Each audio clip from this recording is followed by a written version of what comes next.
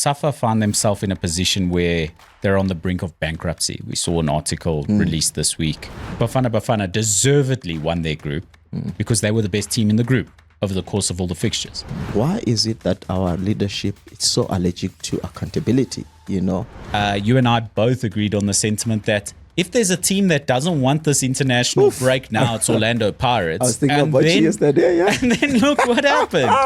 And managing talent that, like the ones that Liverpool has right now, with the World Cup coming as well, it's also another factor that makes it difficult for Arne Slot. I think Ruben Amorim nailed it tactically. Manchester United with their first league win at Anfield in nearly 10 years. And Orlando Pirates on the brink. This is Black and White Boots.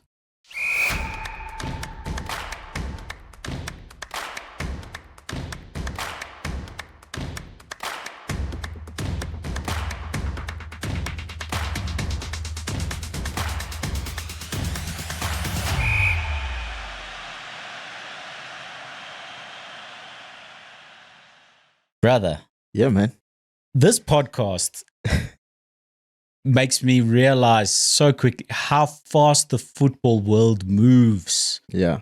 Football is so fast. The news cycle for football is insane. And we do this podcast every week and we think every week is probably a good regularity. Yeah. Right? Especially for, we've got other things going on. Like we wish we could do this every day, honestly. Yeah. But every week is really good for a podcast. This time last week, we were speaking ahead of Bafana Bafana's fixture against Rwanda. And while I was doing my show prep for today, I almost forgot to mention a Bafana Bafana almost at all because it feels like long time ago. Because so much has happened in the football world since then. But things do move fast. And Bafana Bafana deserves our attention now after qualifying from their CAF qualifying group as group winners. Yeah. Huge thanks to Nigeria. Our friends. Look, they also needed it, you know. They weren't doing us favors. They put a tremendous performance in particular Victor Osimhen. Wow. Who's unplayable on his day. Took that game by a scruff. We know.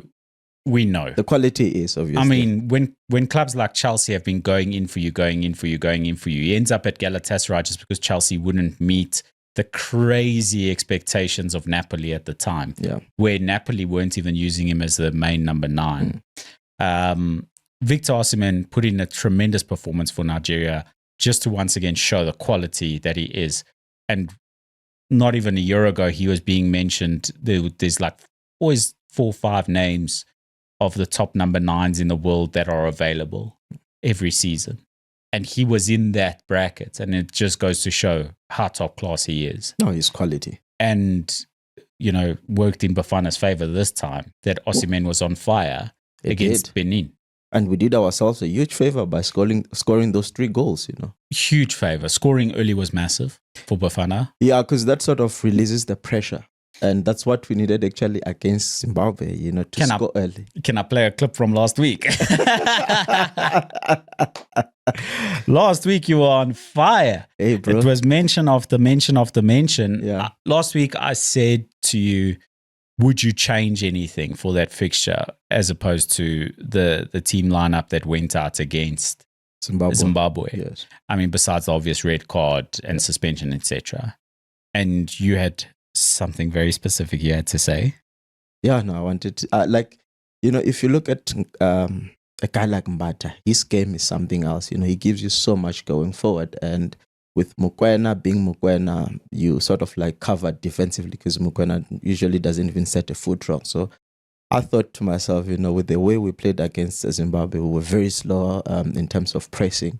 A guy like Mbata just gives you that, and introducing him, I thought it was going to be a good idea. And Lord behold, he was in, and within a few minutes, he scored for us. Was it 5-6 minutes into the game? Mbata, crazy. Cracker of a shot. Okay, goalkeeper gets a touch, but when you hit it with that sort of power, it was too fast. It was too fast, too hard, and too difficult to save, goes into the net, and then Bafana was rocking it. Yeah, no, we need Rwanda that. were rocked, Bafana were rocking. Yeah. And the stadium was rocking as well. And I think that played its part. Definitely. Benin manager coming out during the week talking about how unfair the entire process of this group was because of Bafana Bafana's local fixtures that were away games. There were two of them that were played locally. Yeah. It was the Zimbabwe away fixture and the Lesotho away fixture was played as home games essentially for Bafana Bafana. Yeah. You understand the manager saying that because when you've just gone from group leaders to third place in a matter of 2 hours, it's a tough thing to take. No, definitely. And you feel for Benin in a way because for a nation of their stature on the footballing world and their history on the footballing world, they came close. They really came close. But then again, you can't be crying about such things. It's like us, Bafana complaining about the fact that we were docked points. We were presented with another opportunity. We just needed to win our games, and luckily we did that. And they also had an opportunity to go away in Nigeria and win that match. All they needed to do was just win that match, and everybody else was going to find themselves second position and third position, respectively, in terms of Nigeria and South Africa. So they just needed to win their own game. Complaining about that, I don't think it helps anything. But I get where he's coming from, and you can't fault South Africa for having infrastructure. It's not really our fault. And again, in saying that, if you look at it, Bafana didn't get 6 points from those away fixtures. They got 4. They got 4. So Zimbabwe was almost they were at home, and it felt like they were at home because they were playing so good against South Africa. So yeah, very good point. Speaking of that, Mokoena yellow card, 3 points docked, etc. It was all the news for us 2 weeks ago. Now it's almost forgotten for us. But SAFA found themselves in a position where they're on the brink of bankruptcy. We saw an article released this week talking about how Bafana need to cut wages, cut salaries, or how SAFA rather have to cut salaries in order to maintain the books and be able to run the organization. SAFA spent money, too much money, fighting this decision by FIFA. We did say, and I regret saying this, that I hope, obviously in hindsight, it's easy to say, that I hope that SAFA go and appeal this decision by FIFA because we felt it was harsh. Not because FIFA made the wrong decision or that Bafana didn't deserve to be punished for breaking the rules, essentially, whether it's a mistake or not. You can't field an ineligible player. Those are the rules. No, those are the rules of the game. Those are the rules of the game. We felt the punishment was harsh, but in the end, it didn't matter. Because we qualified. Top of the group. So in the end, it didn't matter at all. And Bafana deservedly won their group because they were the best team in the group over the course of all the fixtures. But now SAFA have gone and spent money arguing that point, not knowing that Bafana would go win the group in hindsight. So it's easy to say in hindsight. But it's just like bad decision after bad decision in a way. Yeah, and you ask yourself, what are they getting right? This current leadership, what is it that they're getting right? Yes, I think there's a whole lot of teams in terms of our national teams that are doing well. Your Banyanas, Amajita, we saw. There's a whole lot of that, but I think there's other factors that are contributing to that, like clubs are releasing players and all of that.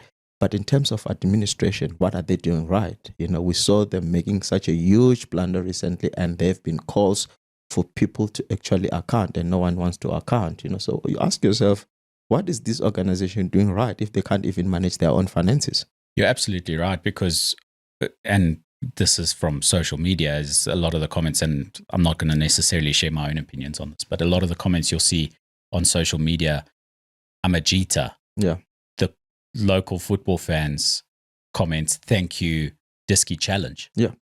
Because Diski Challenge is why we have a successful under-20 side. That's it. Thank you, Mamelodi Sundowns, for their contribution to women's football in South Africa. Yes. That's why Banyana is successful. So even South African football fans don't attribute the on-pitch success of some of our franchises to SAFA. themselves. Of course not. Yeah, and that's concerning. It's concerning, and and I think maybe I'm hammering too much on this point because it's just so close to my heart. South Africa was in the brink of not qualifying after they've done so much work, right? And then eventually they go and qualify, which everybody is happy about. And then you've got SAFA president in Danny Jordan saying that no, that matter is done. It's in the past. They're looking into the future now, into the World Cup. And I'm like, why is it that our leadership is so allergic to accountability? Why can't you just at least acknowledge and say we are putting measures in place to make sure that this doesn't happen again? Those who made that mistake will account, and there will be correction measures. So my issue is like, why can't we just account? Why, when the whole country was shaking, and this is the response that you come out with, just goes to show you the kind of leadership that you are. I feel like that they don't take the South African serious, and SAFA, it's one of our biggest problem currently, I think, in our football setup. Back to the positive news about Bafana. Sorry about that. Hey, negativity. Yeah, we just started the show. But hey, it has to be said. Yeah, it has to be said. We have to be honest about it, Absolutely. Bafana World Cup 2026, Mexico, USA, Canada. Of course, fixtures not released yet. Not all of the teams have qualified as yet. European qualifiers are still in basically the middle stages. Yeah. And then there's still playoffs for the CAF competition, in which I believe Nigeria should be favorites to progress from that. And that's the opportunity they gave themselves with a terrific win against Benin in their last fixture of the group stages. How do we see, first of all, we're looking ahead to an AFCON, right? Yeah. That Bafana will participate in. That's a good prep for the World Cup. It's excellent prep for the World Cup. And if I were to ask you how we see Bafana faring in the AFCON, that's an easier conversation than the World Cup, of course. It's totally different. Conversation. And I think we both are optimistic of Bafana's hopes, so much so that we think they've got an outside shot of winning the competition. They're not favorites to go on and win the AFCON. And I think even the most hardened South African football fan won't say, hey, we're going to go win this outright. Yeah. But we do have an outside shot of going to win the competition. And we also believe that, especially after the last AFCON showing, that Bafana have an opportunity to show themselves well in the next AFCON competition. But in the World Cup, realistically, how do we see Bafana faring on the biggest stage in the world? For me, I thought about it. I'm like, okay, we've qualified. What's next? And obviously it's to go to participate. And I look at how we have in the past World Cup, 98, 2002, and eventually 2010. We failed to get out of group stages when we are hosting this tournament. I think we were the first team not to get out of group stages as a host, And I look at the current crop, and I'm like, this current crop, they're playing so well that I got a very strong belief that we can at least come out of group stages. And if we can just come out of group stages, for me, it would have been a big progress for South Africa, because it's something that we have never done. Yes, we've qualified before to this tournament, but we never really showed anything out of it. It was like we're just adding the numbers, If we can just get out of group stages and from there on, rather, it becomes easy. Anything can happen. We've seen Morocco doing it.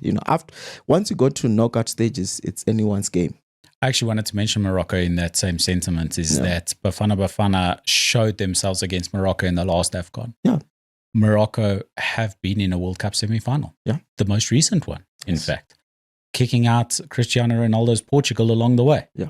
And that is enough sentiment to keep you hopeful that surely this Bafana side, look, anything can happen on the day in football. True. But in saying anything can happen on the day in football, that gives you some hope that once you're through that group, because the group is the realistic representation of how good you are, because of the number of fixtures.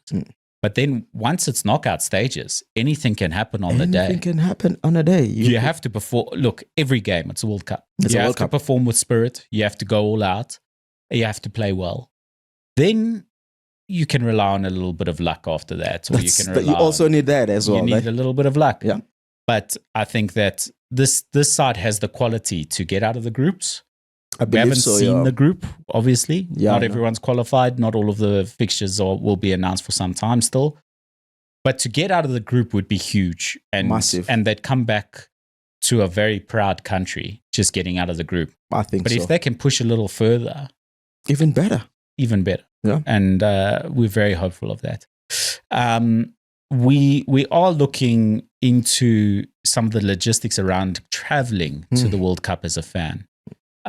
Currently, it doesn't look good. A lot of the ticket prices are announced just for individual fixtures, and it's between 1,000 and 2,000 Rand for the average ticket price for a group fixture. So to go and watch Bafana, we want to try and give you a more in-depth explanation. That's why we're not going to necessarily cover all of this right now. But yeah, it's something that I think a lot of South African football fans are hopeful for.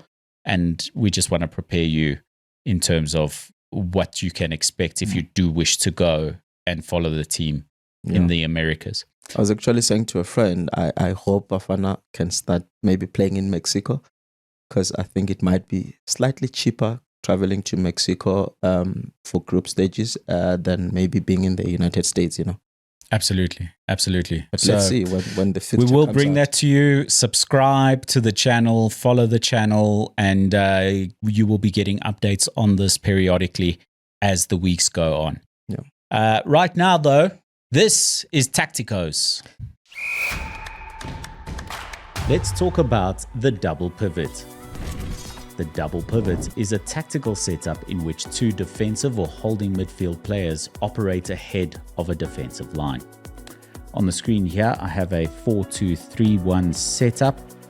Two holding defensive midfield players playing behind traditional central midfield playing lines, or 4-4-2 system, or other traditional systems that had a single defensive midfielder protecting the back line.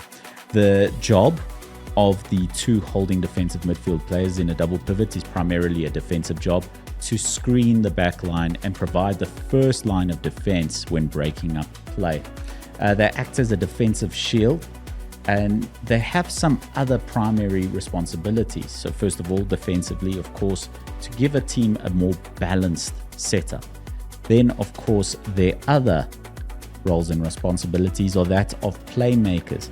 Because of the numerical superiority that you get in a midfield with a double pivot system, often you will see that these players in this double pivot system are given the responsibility to start attacking plays. It's very effective for teams who keep possession, particularly in a 4-2-3-1 formation like this. Of course, they can operate in different systems. You can see a 4-2-2 system, which is designed to be a little bit more narrow and central and build attacks through the center of the field and also be very compact in that way.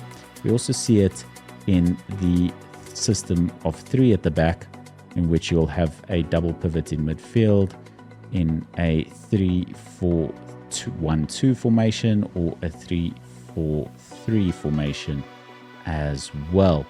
Why this is important? Well, it rose to prominence really in the modern game in the mid-2000s, early 2010s, in which teams looked to dictate a lot of possessive play and also counter, which we'll get to in a little bit, the pace and skillful tactical play of other teams. So this is a look of what the system will look like in a double pivot in possession. Often you will have one of the double pivot players being particularly good as a ball playing midfielder who can find passes between the lines and distribute the ball effectively. It's obviously best when both these players can do this. But why that's effective is if one of your holding midfielders is a good ball carrier, then you still have that defensive solidity with the extra holding midfield player. Of course, this allows you the midfield overload that we spoke about earlier on, which allows you to play that tiki-taka possession-minded football that we've seen rise to prominence in the modern game. But also out of possession. very important with the double pivot system. You'll see here it creates a guard in front of the defensive line, in which it makes it very difficult for this player over here on possession in midfield to find passes in between, and it forces them to play backwards. And that is the effectiveness defensively of a double pivot system. So deep lying playmakers often included in this system also provides a lot of balance to a team, where you have players who can do this role well, who disrupt play. They're the first defensive shield, break up play really well, stop the opponents from attacking, and then of course being able to play the ball forward. An adaptable holding midfield pairing has been really successful in the modern game. So it increases your pace and technical ability. It's got increased ability to stop a pressing game or make it more difficult to press a team, but it also allows for players to press more effectively without being played in behind as well. So those are some of the things. Counter-attacking, obviously very effective because you've got that overload in midfield. It allows you to receive the ball and then play lines through like that. You also have flexibility in your formation, so a 4-2-3-1. It's very adaptable, and it's possession-based football, as I said. So that's where it's really effective. We think of these double pivot duos like Xabi Alonso and Sami Khedira at Real Madrid. You can think of Sergio Busquets, Ivan Rakitic at Barcelona, and even in more modern times, of course, N'Golo Kante sticks to mind as soon as you think of a double pivot because of how effective he is at disrupting play. And you put someone like Jorginho next to him who's more of a ball player, and it's a dangerous pairing. So that's a double pivot system. Let us know your thoughts in the comments below.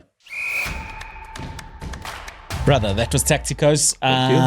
Lovely one. Yeah? I'm going to just pull the Band-Aid off fast for you. Let's get this done early. Okay. What happened? Orlando Pirates.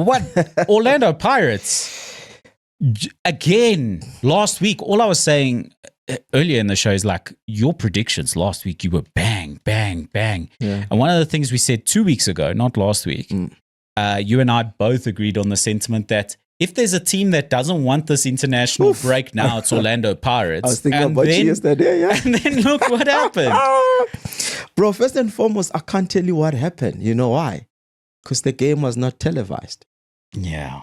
You know, which is something that is so sad, you know. And from what little research that I did, it appears that CAF gives the broadcasting rights to the host team. And it's up to the host team to share the feed with other broadcasters. With other broadcasters of the away team, right? And it looks like Pirates did not get the feed, and as a result, there was no broadcast. And it's a preliminary round of CAF Champions League, which is the biggest competition in club level. And it's a game that is not getting televised. And you ask yourself, for the advancement of African football, is this doing any justice? You know, when I look at that, it feels like we're still back in the 2000s or 90s, you know. It's sad. But I had some snippets of some goals that were scored. They look legit, that I can say.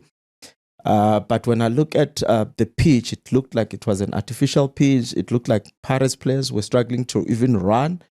And it was so compacted, you know, and I don't think Pirates were playing their own, they were not playing their style of football. And when you are confronted with such kind of circumstances, I would have expected our manager to say, let me just close shop and stop the count. Maybe at 2-0 and say, let me park the bus and give us a chance at home. To give yourself a chance at home. And it wasn't to be. We going to Orlando this coming Saturday with a 3-0 deficit. Are we going to be able to turn that around? I don't know. But I think we've got enough quality to turn around that fixture. But it's a mountain to climb, to be quite honest with you. Sure. A 3-0 deficit is massive to overturn. It's massive to overturn. I don't want to talk about concentrating on domestic cups and the league just yet. Let's give them the opportunity to go ahead and try to turn this fixture around. We saw the quality of these Mbule, Mbata, the Orlando Pirates contingents in the Bafana Bafana squad. Yeah. This was one of the most Orlando Pirates heavy Bafana Bafana sides I've seen in recent years. Yeah. Obviously, Mamelodi Sundowns has dominated a lot of the Bafana squad in recent years, but that might have played its part. Players have played intense fixtures, intense emotions, 2 fixtures in a row. That might have played its part, but obviously, I'm sure the staff, they won't want any excuses, and they'll want they'd want the Orlando Pirates side to step up and score an early goal. I think that's going to be crucial. An early goal is going to give them an opportunity to believe. That team comes through here. You need a goal in the first 5 minutes. You put them under pressure. They're gonna open up eventually. But it's going to be a mountain to climb. Like I said, I do believe that they can turn around the fixture, but it's going to take a lot of work. You spoke about Mamelodi Sundowns. I mean, they just went to Nigeria and demolished Remo Stars. Sundowns. They just know how to win in this competition, We've been speaking very candidly about Sundowns in recent weeks, and this Mamelodi Sundowns side isn't the Mamelodi Sundowns side of the past 3-4 years. Yeah. They are less consistent, and they don't dominate every fixture week in, week out like they have in the past. Yeah. But it just goes to show you this last fixture this weekend. Listen, they're still the team to beat. Sundowns is still the team to beat in South African football. Yeah, definitely. And they know how to win fixtures, especially in the CAF Champions League, and many were asking for Cardoso's head, because of the inconsistency in the league. And you ask yourself, a manager like that, who has done so well in CAF Champions League and Mamelodi Sundowns, yes, they have been winning the league and whatnot. I think what eludes them is the CAF Champions League again, and they won that. And I think Cardoso might just be the guy. Yeah, it's strange to say, and I think we actually said after Kaizer Chiefs and Mamelodi Sundowns being eliminated from the Carling knockout, we said this international break will be good for Chiefs and good for Sundowns. They need this break, and they need to regroup and come ahead, and this will do wonders for Mamelodi Sundowns going forward for the rest of their fixtures. They're practically through. I mean, we were talking about how difficult the 3-goal deficit is going to be to come home and defend. Remo Stars are going to have to travel to Mamelodi and turn over a 4-goal deficit. Not a chance. There's an away goal in there as well. So even if they go ahead and win 4-0, Mamelodi Sundowns will progress. That's a tough ask. And it's done. It's a foot through the door, let's be honest. And that team I watched, they could not even defend. They're just awful. They were awful. I don't see them coming to South Africa, and they're not even gonna cause any problem for Sundowns. Sundowns might even look at maybe fielding other players that you would usually not be starters, because that team, I don't think it's gonna cause any problem. If anything, they might just get another 5. Absolutely. And then elsewhere on the continent, also an away fixture, Kaizer Chiefs in the CAF Confederations Cup against AS Simba. Of Congo. Keeping a clean sheet away on the road in CAF competition. You always want to score 1 goal. It gives you an opportunity, because the away goal is still a very big thing in this competition, But above all else, go there, keep a clean sheet. If not, keep a clean sheet. Don't concede 3 like Orlando Pirates. Keep the game in your hands back home. Yeah. And Kaizer Chiefs, this is a competition they can go on in and stamp their authority ever so slightly. I'm not going to say they're going to go dominate this Confederations Cup. Yeah. But of course, it's not the premier sides on the African continent. That is reserved for the CAF Champions League. Yeah. And Kaizer Chiefs can't put themselves in that premier African sides bracket as of right now.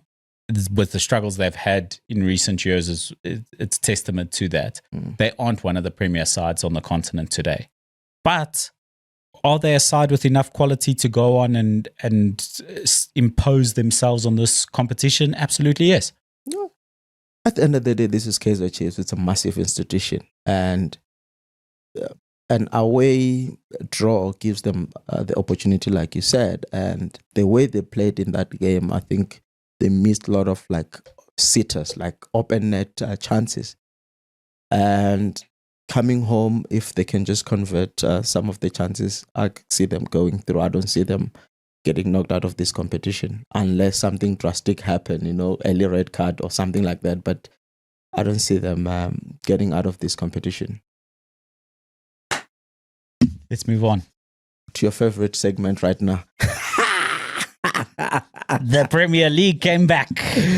Yeah. Oh boy, and did it come back. Okay, we'll get to we'll get to all this. I'm surprised you're not wearing one of those, eh? I've got a couple in the thing, and I decided against it because it felt like I'd be bragging too much. I'd be too boastful.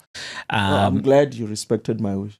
I really wanted to have the whole wall covered in Manchester United shirts, but you refused flat out as a Man City fan, and I ain't having that. Yeah, I can't deny you that, because if the roles were reversed and you wanted to put a bunch of City shirts behind me, I wouldn't have showed up. So let's kick off in the Premier League.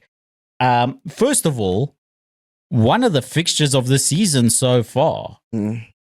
A 3-3 draw, a 6-goal thriller. Yeah. It was an absolute belter of a game. Crystal Palace, Selhurst Park against Bournemouth. And it's Anton Semenyo is the player on everyone's lips from a Bournemouth perspective. Gets himself another goal contribution. Yeah. And you were talking about Mateta's impact in the game against Liverpool. Yes. Where Alisson was the preventing factor. Alisson and the post were the preventing factors in that being a more domineering fixture. Mateta scores a hat-trick. It's his first, eh? Is it? I think it's his first Premier League one. Yeah. And come on. How good are Crystal Palace and Bournemouth?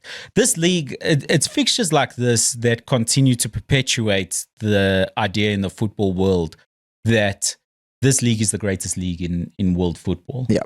And you can go to almost any country in the world. Where's the best football? They say the Premier League. But go to any country in the world and say, who are Bournemouth, who are Crystal Palace? You're not going to get obvious, yes, I know who they are answers all around the world. But to put in a fixture like that, to put in a performance like that, to put on a show like that, from sides that aren't world-renowned football teams, goes to show the power of this league.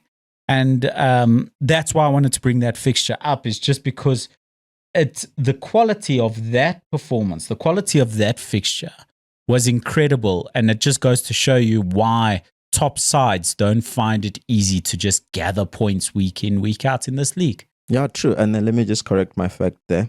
It was his second hat-trick. Oh, his second hat-trick. Yeah. Okay, good call. Yeah. Yeah, you're 100% right, my friend. And that's the beauty about the EPL. It's that a team that is sitting at number 15th can actually cause an upset, can actually beat your favorite or current champions or whatever. I mean, we've seen it even in the past where Liverpool's one league loss in a season was to a relegated team, Wolves. I think it was Watford, not Wolves. Those things are, it's not something that other leagues can say they have, and I think that's what distinct Premier League from other leagues. Absolutely. I mean, I watched the Real Madrid versus Getafe game this weekend, and Getafe made sure that they were difficult to beat. Real Madrid was struggling to get a goal. Yeah. And then all of a sudden, Getafe is down to 9 men in that fixture. And Real Madrid scores, you know. So this league is hugely impressive in that way. And the quality from top to bottom in this league is excellent. Excellent. You see Mateta staying long there at Crystal Palace? Well, I don't see him staying long, eh? A quality number 9 is going to be in demand. Crystal Palace is the sort of club that needs to sell players, but also depends on how they finish this season. Is he going to be in demand at the level of an Isak is going to be the question. If this form continues, he probably will be, right? If come the end of the season, Mateta sitting up there as one of the top goal scorers in the league, and he's finished with 28 goals, 30 goals, whatever, and he's like holding hands with Erling Haaland for that golden boot, then I think absolutely someone's going to come in and he's going to demand to leave. Yep. And no matter how Crystal Palace do, they will not be able to refuse that offer because the player is going to force the move on. This is what we're seeing in modern football. This is the way it works. And players get away with it. Yeah. Because I think Mateta staying at Crystal Palace depends on their own success. They're playing European football. They've won trophies. They've already won the FA Cup. They've already won the Charity or Community Shield. And if they can go on a good run in Europe and then finish high up the league, what forces them to sell? And I could have, that was my instant thought here, is like, well, they don't have to sell him. If they're successful, they'll make a lot of money competing in Europe. If they get into Europe again, they make a lot of money. They don't need to sell their best players. Yep. That was Newcastle last season. Yeah. And they had to sell their best players. Yeah. I think also these players also have got their own ambition of where they will want to end up at some point. And they just sort of like use other clubs as a stepping stone. And I think that's the reality of football at the end of the day. It absolutely is. And I think Mateta is going to be one to watch come later in the season. I don't think January Crystal Palace aren't going to let anything happen, but come the summer, he might force through a move. Yeah. Elsewhere in the Premier League, your team, let's go there. Manchester City. I said last week, before Arsenal kick a ball, City could be top of the league. Yep. They were. Sketchy first half, but second half they came back gun blazing. Who came back? Obviously, but I mean, Haaland. The man is unstoppable at the moment. He could have easily scored, let's say, like 5 goals. He had a lot of clear-cut chances, and Pickford was also very good on the day. He stopped some of Haaland's shots that were, to me, on a normal day, Haaland will convert. But Pickford, was also the difference on the day. He prevented maybe a major thumping, But I don't know if I'm convinced yet, but the mere fact that City is collecting points, I think we can now start to talk about them as contenders.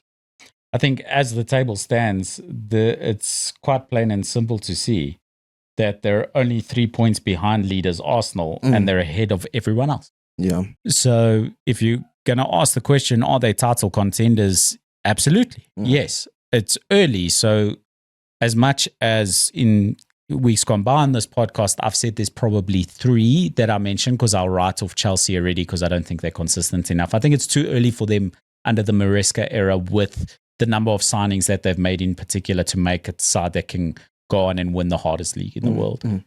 Spurs, we saw this weekend why I don't think that they really have it again as yet. I think Thomas Frank is a tremendous manager and he's made them a better side. It's still got a lot to instill in that team. There's things to do. There's work to be done before you can go and really challenge for the title. But in saying that, it's not impossible. And our predictions for who's going to win this league is going to change multiple times between now and May next year. Yeah. It's going to change.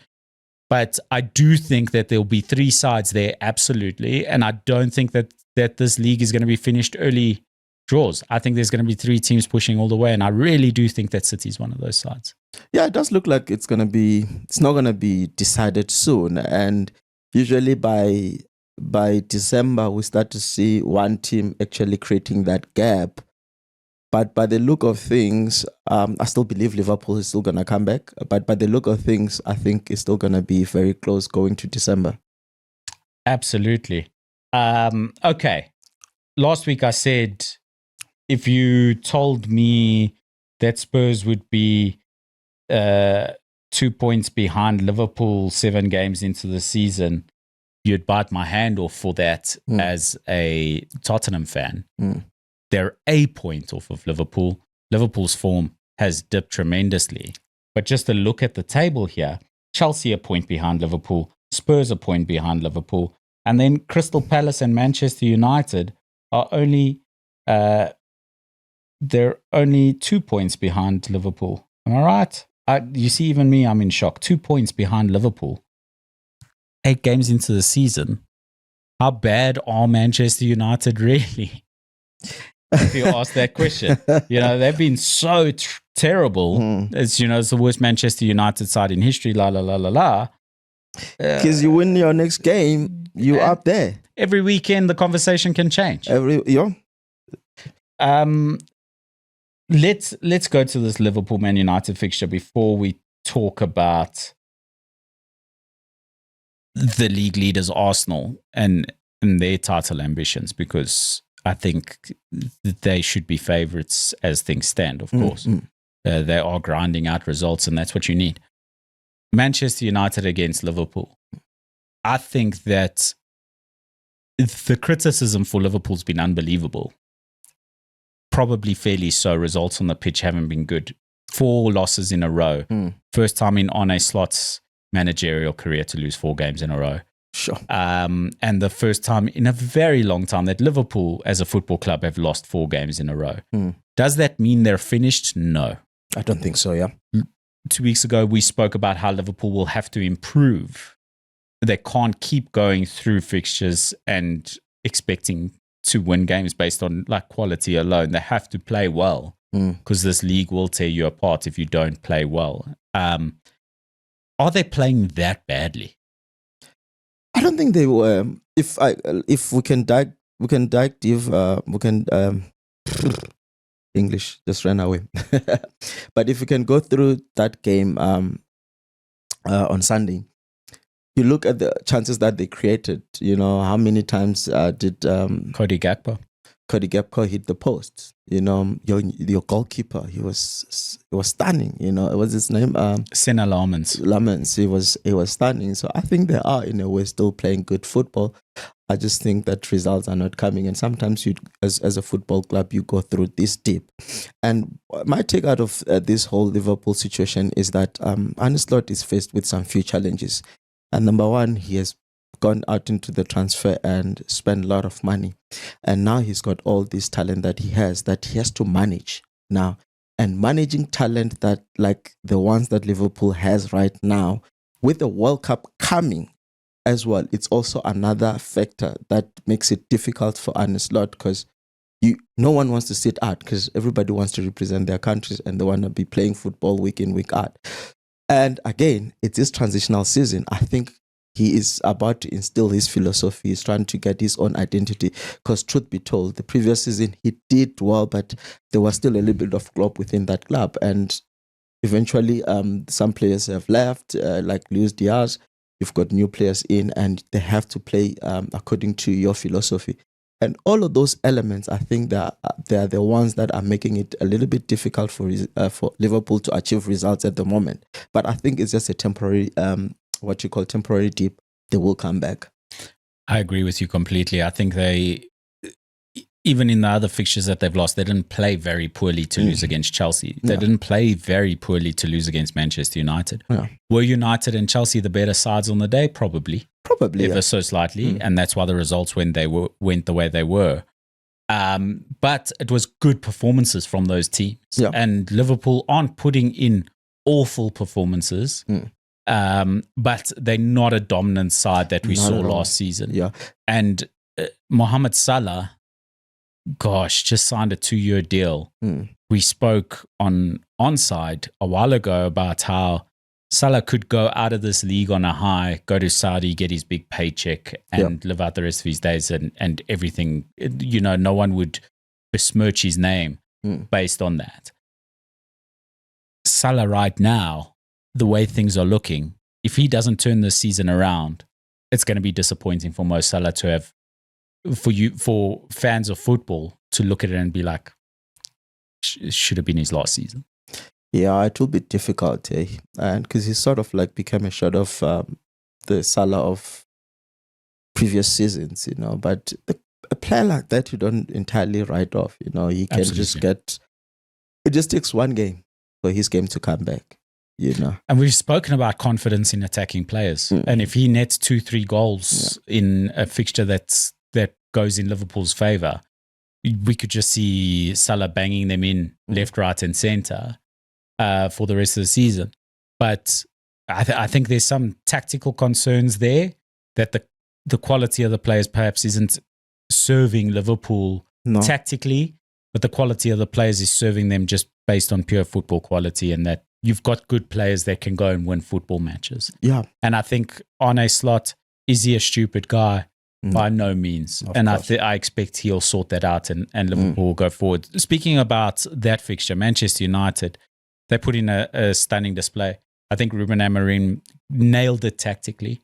As much as Liverpool had chances, they were very limited in terms of playing the game that they wanted to play. Yeah. Liverpool created chances because Cody Gakpo, I thought, was very good on the day. United and they were had no unfortunate answers for him, yeah.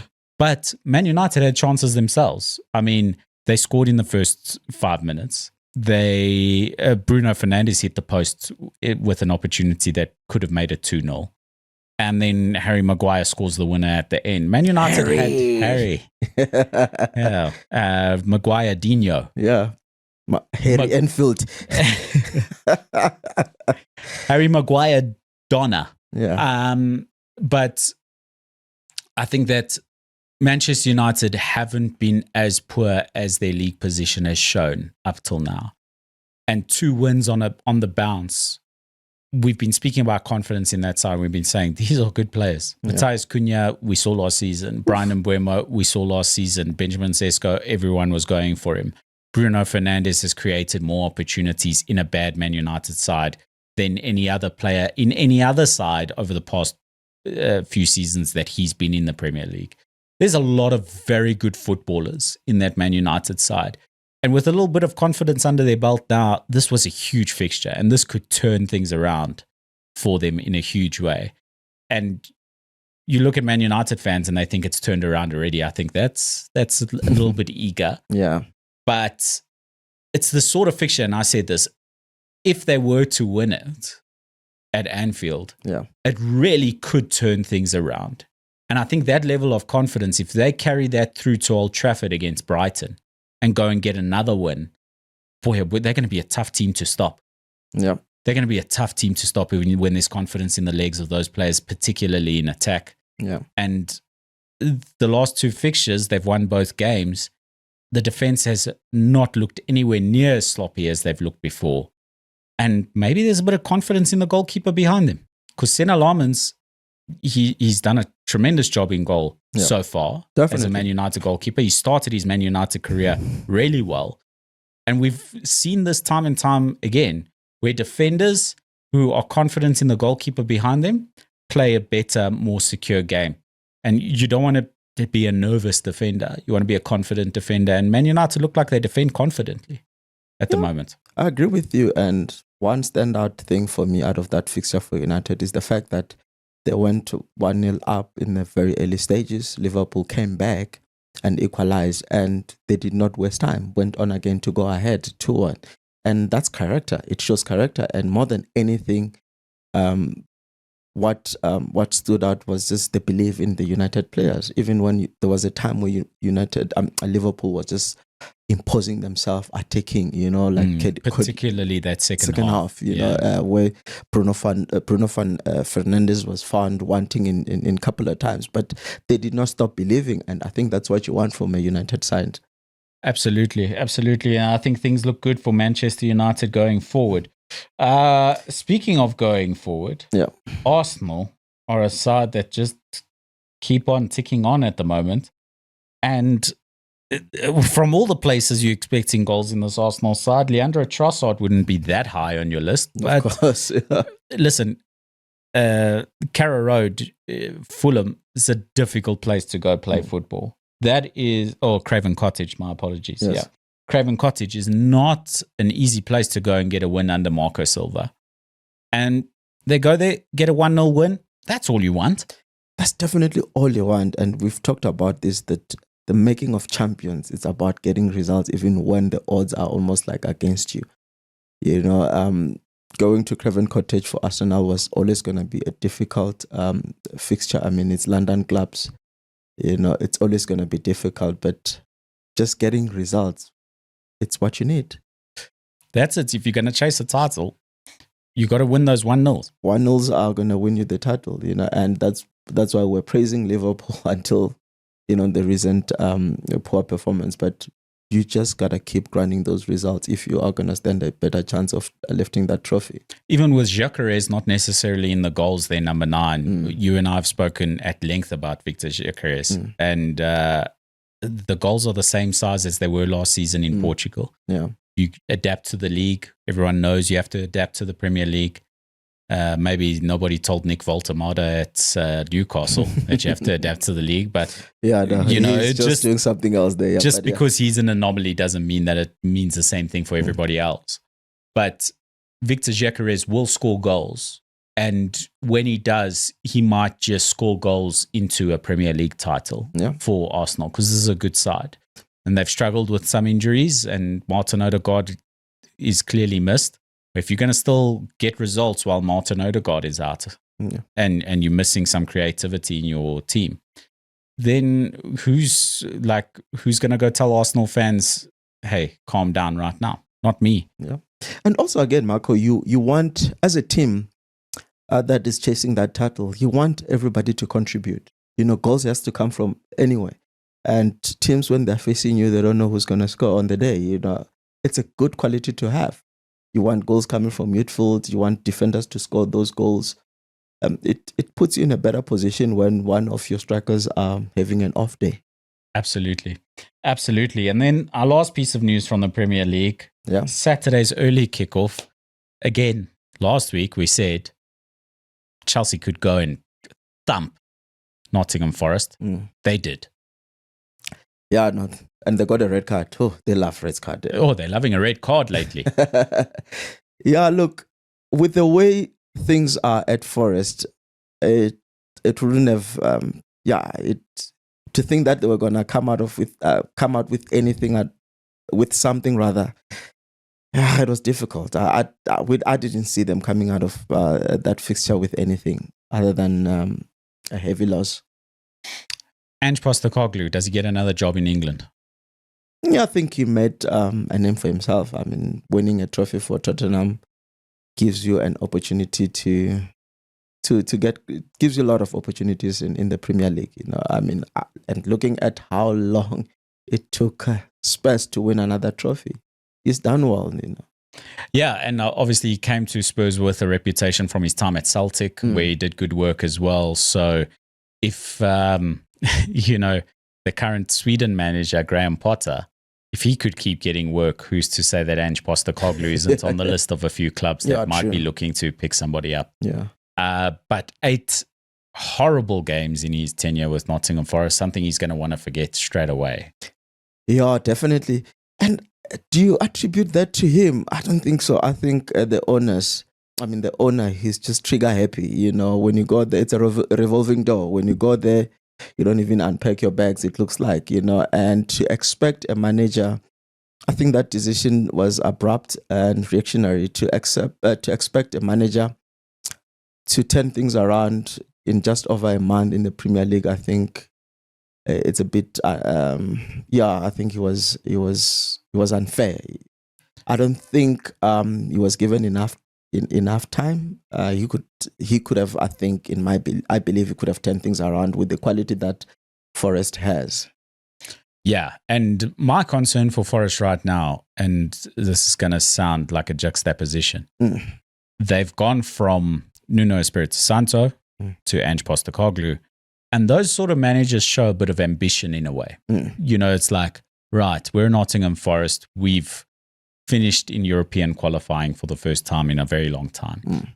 We are high up on the league. We're able to thump teams on our day. Let's take us to that next level and push on and try and become a great Premier League club that's sustainable. Now they've appointed Sean Dyche. I'm a big fan of Sean Dyche. Yeah. I think he's a tremendous manager. Yeah. I think he's really a top guy. I think he's got the best attitude, one of the best attitudes in Premier League football in recent years. And he makes a team so hard to beat, it's unbelievable. Yeah. But he's not a manager where you're like, cool, we're going to go for Sean Dyche to elevate us to be title contending side or a team that's going to qualify for European positions every year, etc., etc. He's the sort of manager you go to when you want to stay out of the relegation zone. And it's apt right now because I think Nottingham Forest needed to appoint a manager who's going to keep them out of relegation because this is a mess right now. I think it's precisely that. I think they realize that they're in a danger zone, and now the only thing that they can do for themselves as a football club is just to survive relegation. And 5 points after 8 games in the bottom 3, currently 2 points off of Burnley and Brentford. The only teams below them are Wolves, who are without a win, and West Ham, who have won 1 game and drawn a game, and they're just a point ahead of them.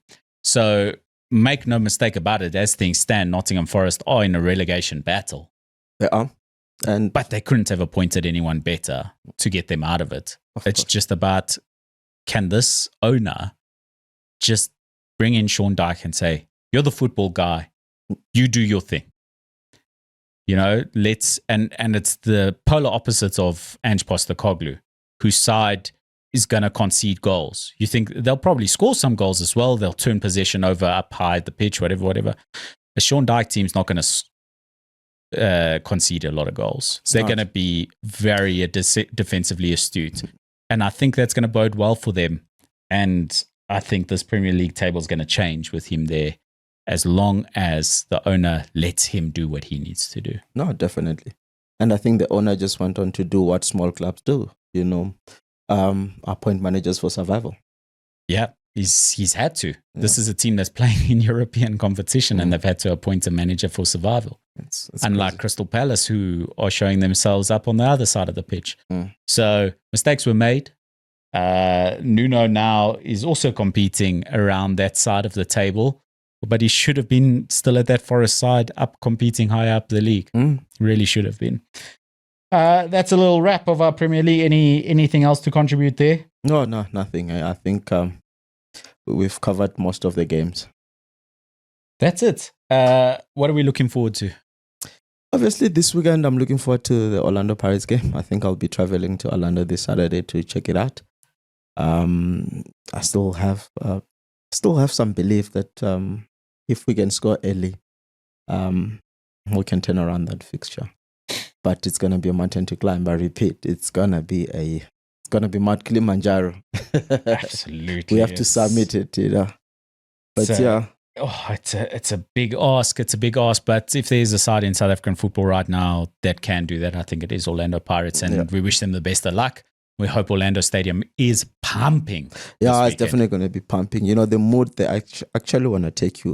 We agree that we're gonna go to one of the games, but I want it to be a cup games because it's more intense. Okay, great. Yeah, we'll arrange and go together. It's gonna be crazy. In terms of this weekend's fixtures in the Premier League, Leeds United take on West Ham United on Friday night. Chelsea against Sunderland in the early game on Saturday.